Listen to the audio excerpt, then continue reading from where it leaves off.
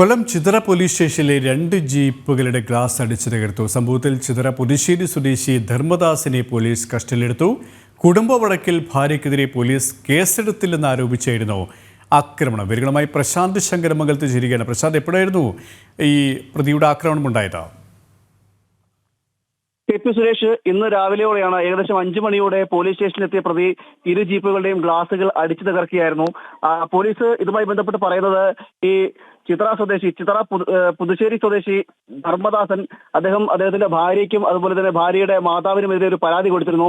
ആ പരാതിയിൽ പോലീസ് നടപടിയെടുത്തില്ല. ആ നടപടിയെടുക്കാത്തതിൽ പ്രതിഷേധിച്ചുകൊണ്ടാണ് പോലീസ് സ്റ്റേഷനിലേക്ക് എത്തുകയും ഈ ജീപ്പിന്റെ ചില്ലുകൾ അടിച്ച് തകർക്കുകയും ചെയ്തത്.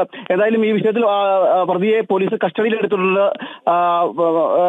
അതുപോലെ തന്നെ ഈ ഗ്ലാസ് ഇടിച്ചു തകർത്തതുമായി ബന്ധപ്പെട്ട് പിഴയും ഈടാക്കിയിട്ടുണ്ട്. കെ.പി.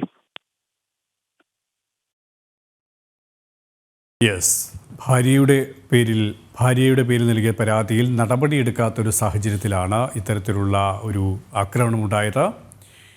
പോലീസ് കേസെടുത്തിട്ടില്ല എന്നാരോപിച്ചിട്ടാണ് ഇപ്പോൾ ഇത്തരത്തിലുള്ള അതിക്രമം. സംഭവത്തിൽ ചിതറ പുതുശ്ശേരി സ്വദേശി ധർമ്മദാസിനെയാണ് പോലീസ് കസ്റ്റഡിയിലെടുത്തിരിക്കുന്നത്. പ്രശാന്ത് ശങ്കരമംഗലത്താണ് വിവരങ്ങൾ നൽകിയത്.